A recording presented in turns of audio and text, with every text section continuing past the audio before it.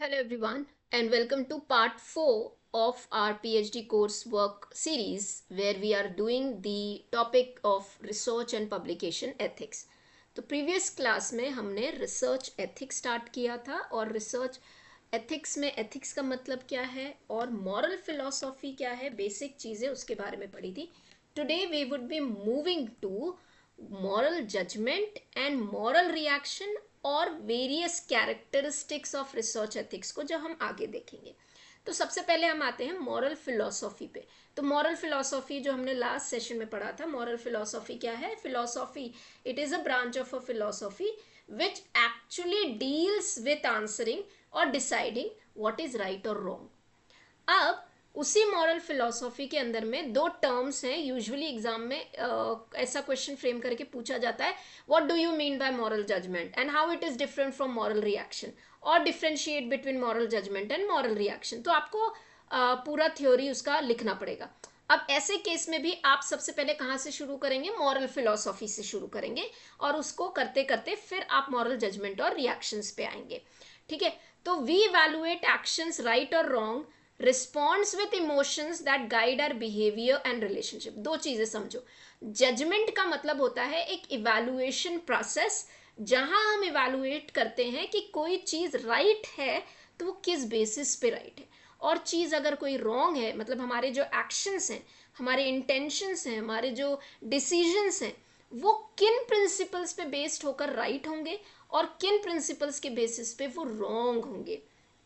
ठीक है. So moral judgement is a process of evaluating an action, intention और a character as a good और bad based on our values and principal.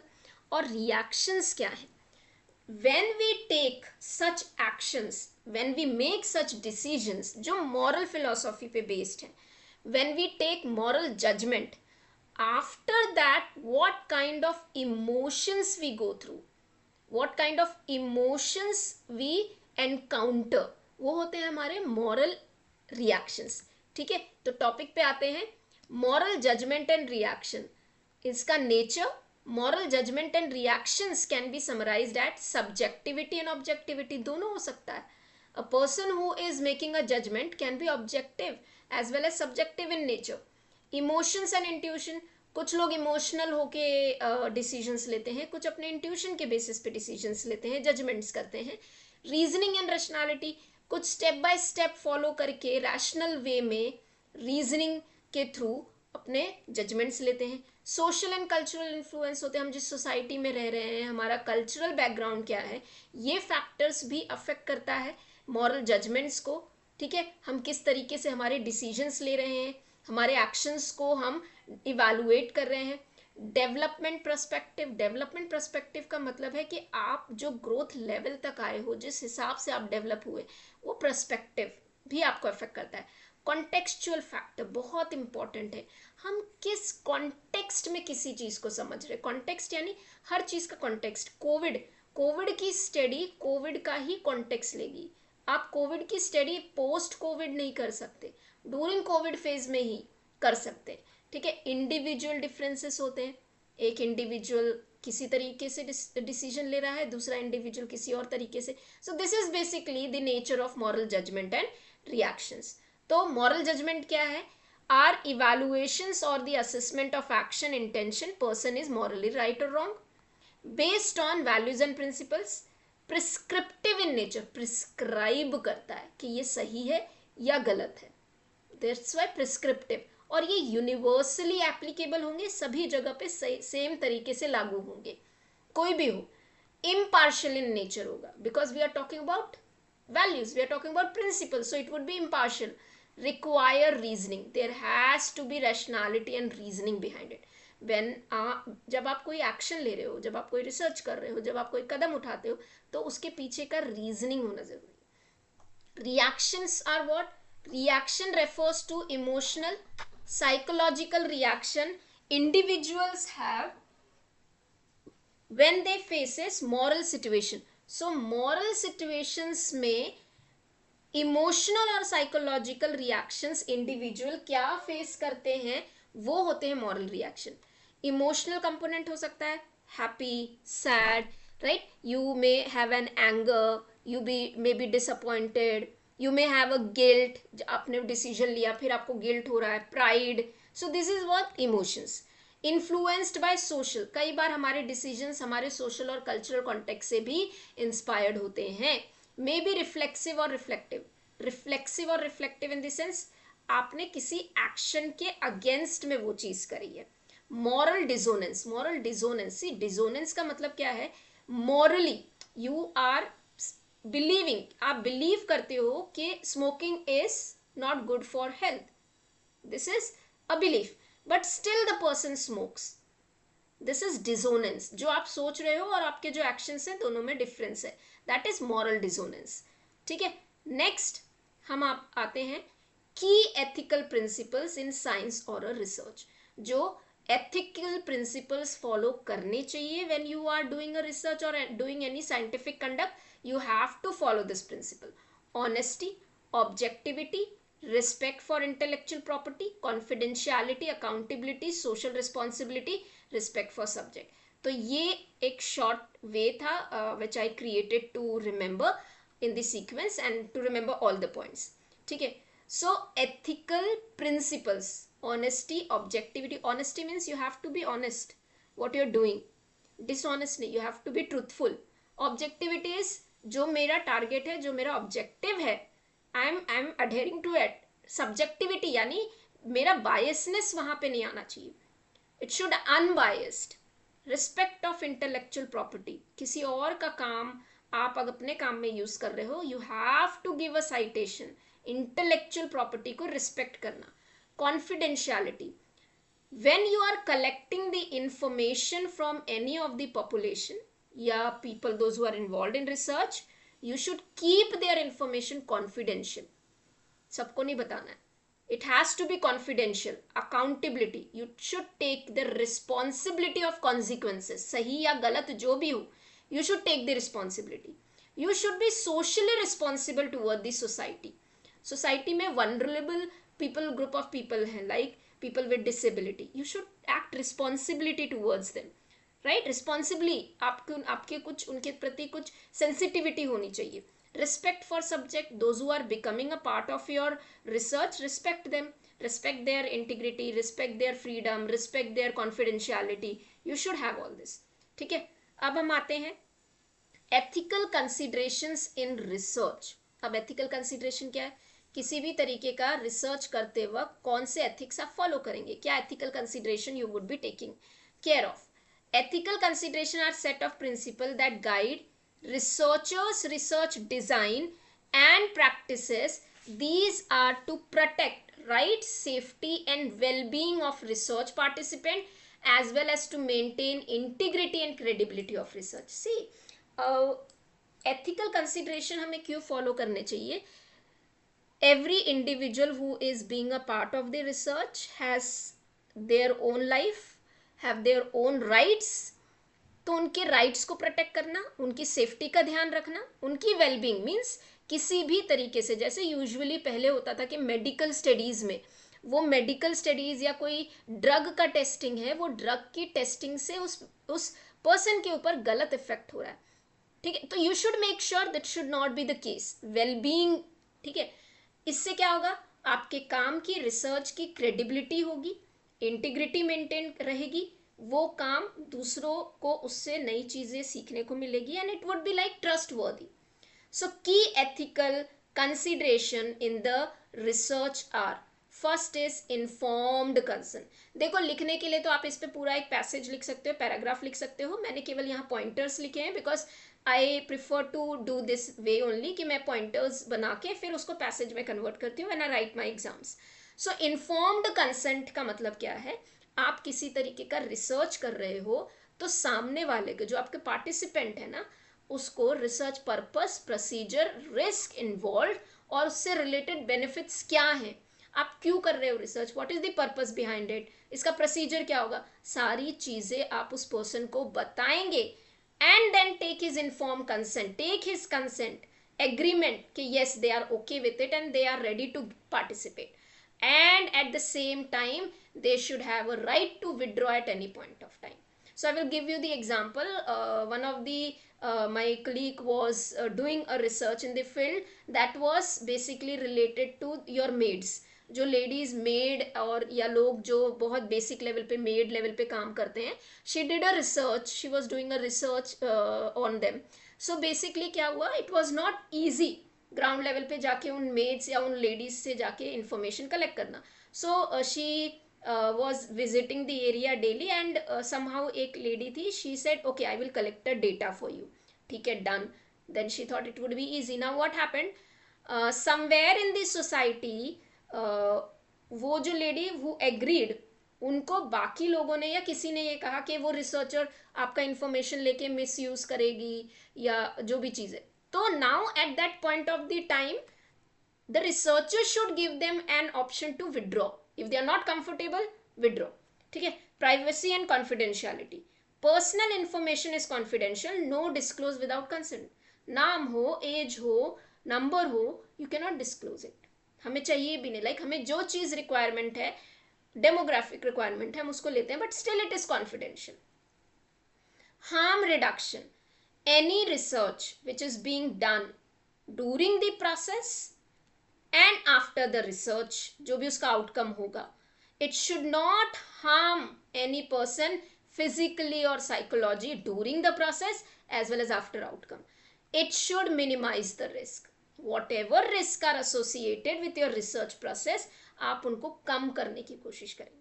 Fairness and equity. Everyone should be treated equally and fairly. Everyone should be given an opportunity to participate. You cannot discriminate just because he or she is coming from different background. Your research should be non-discriminative. Allow everyone, treat everyone equal. Use vulnerable populations. Use of vulnerable. Special caution while working with vulnerable population like children, pregnant women, prisoners, individual with cognitive or intellectual disability. They are important. These are special people, and you should deal with a complete special precaution when you are dealing with them. Conflict of interest. देखो, conflict of interest is a situation where the authors or the researchers, participant one, not participant, actually we can say authors जो होते हैं या जो one who would be getting benefited by the research, उनके बीच में conflict of interest हो सकता है. जैसे पर्सनल भी हो सकता है, प्रोफेशनल भी हो सकता है, मॉनिटरी भी हो सकता है.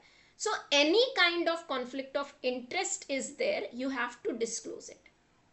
ठीक है, मेक अ डिस्क्लोजर. नहीं है तो good, there is no any kind of conflict of interest, और अगर है you have to disclose it. Data manipulation. whatever data you are collecting, it should be not manipulated based on objective. जो मुझे, आप research कर रहे हो ना, आपने जो भी हाइपोथेसिस बनाया, आपने जो भी अजम्पशंस बनाए हैं, आप उन पे बेस्ड अजम्पशंस को आप टेस्ट कर रहे हो. तो आपके जो टेस्ट होगा, आप उसको केवल ये सोच के नहीं चल सकते कि पॉजिटिव इम्प्लीकेशन, जैसे study of effect of social media on the buying habit और लाइफ ऑफ द स्टूडेंट. तो आप उनके पॉजिटिव इम्पैक्ट को या केवल नेगेटिव इम्पैक्ट को नहीं दिखा सकते. आप ये नहीं कह सकते हाँ वो नेगेटिव ही इम्पैक्ट हो सकता है, वहाँ पॉजिटिविटी है. तो do not manipulate the data. Do accurate recording without any manipulation based on objective. जो जैसा है वैसा ही कलेक्ट करना है. Intellectual property. See, whenever the research is being done, it is based on somebody's else, because आप उसे base लेते हो इंटीग्रिटी बनाने के लिए कि हाँ ऐसी चीज़ें ऑलरेडी हो चुकी हैं. आप researching the things, you are adding something new to the new knowledge, right, to the literature. तो अगर आप किसी और का स्टडी यूज करते हो, you have to cite it, acknowledge it. ठीक है. So intellectual property, properly citing sources, acknowledging the contribution. इससे एक तरीके का ट्रस्ट भी होता है और क्रेडिबिलिटी आती है आपके काम में. ओके. Cultural sensitivity. आप अगर ऐसे ट्राइबल एरियाज में जा रहे हो या इंडिया के ऐसे एरिया में जाके जाओ, कल्चरल सेंसिटिविटी है, तो वहाँ जाके आपको वैसे ही सेंसिटिव रहना पड़ेगा. You have to follow their norms, you have to follow their values and belief. ठीक है. Avoid imposing your own values on the participants. So these are the ethical considerations that you should take care whenever you are doing a research. तो ये हमारे क्या क्या हैं? यह है informed consent, privacy and confidentiality, harm reduction, fairness and equity, use of vulnerable population, conflict of interest, data manipulation, intellectual property, cultural sensitivity. Then fundamental ethical principles क्या है? रिस्पेक्ट फॉर द पर्संस, जो भी participate कर रहा है you have to respect them. Beneficence, detail में आगे पढ़ते हैं। Inform consent, justice, competence, knowingness, voluntariness, consequentialism, deontological and virtue ethics. ये तीन काफी इंपॉर्टेंट है, इनको भी पढ़ेंगे। ठीक है, चलो तो पहले हम आते हैं respect for the person. whenever you are doing a research, जब आप रिसर्च करते हो, what is a respect for person? Upholding autonomy and dignity, treating with them, protecting their rights. See, every individual have his own right to life, right to privacy, right to secrecy. You have to uphold them, give them power to withdraw. So taking an informed consent before conducting a research. Beneficence, maximising the benefit. Beneficence means आपके जो research का benefit है, you increase those benefits and reduce the harm. ठीक है, for example in any medical treatment has a potential benefit and minimise the risk और adverse effect. जरूरी medical treatment में ऐसा यूजुअली होता है। Justice, ensure fairness, equity in treatment, distribution of benefit. Everyone should be given, जो भी आपके research का पार्ट रहा है या सोसाइटी है, आप उस सोसाइटी से ही अपना रिसर्च कर रहे हो, तो your benefit should be distributed equally to everyone, not to specific group of the people. No discrimination on the basis of group और reason, given equal opportunities for the participation. Inform consent, इसको हम already पढ़ चुके हैं। Obtain a voluntary agreement, ensure participant understand the information, purpose, procedure, उसके benefits, risk, ये सब कुछ उनको क्लियरली बताना है। Research purpose 6 benefit should be clear. Competence, competence का मतलब है every individual who is participating a research should have that competency, capacity to make decision. आप किसी ऐसे से किसी को बेहोश करके किसी के अनकॉन्शियस स्टेट में उससे इंफॉर्मेशन ले रहे हो, दैट इज नॉट करेक्ट। ठीक है, protecting vulnerable population, womens, those who are pregnant. ठीक है, then knowingness, participant should know the choice. उनको पता होना चाहिए कि अगर वो इसको मार्क करेंगे ए को तो उसके कॉन्सिक्वेंस क्या है, बी को मार्क करेंगे तो उसके कॉन्सिक्वेंस क्या है। So adequate information should be provided to them for the decision making. Voluntariness, every individual should be selected or they should have right to get a voluntary, means आप voluntarily उनको allow कर रहे हो participate, you are not forcing them, and right to withdraw at any point of time. अब एक term है non मेलेफिशियंस। Non मेलेफिशियंस एक ऐसी प्रिंसिपल है जो बेस्ड है not to harm. So non maleficence is a principle not to harm. तो main moral obligation आपका रिसर्च का यही होना चाहिए, non maleficence, not to cause any harm or distress to participant both during and after the research. Then utilitarianism, इसका basic concept होता है good for greater, सबके लिए भला होना चाहिए, सबका अच्छा होना चाहिए। ठीक है, so it is a consequentialist ethical theory that assert that moral rightness of an action is determined by its ability to produce the greatest happiness for all and well-being for the greatest number of people. सबका भला हो, good for everyone. ठीक है, then हम last के 3 basic चीजों पे आते हैं, कॉन्सिक्वेंशियलिज्म, डेंटोलॉजिकल एथिक्स एंड वर्चू एथिक्स।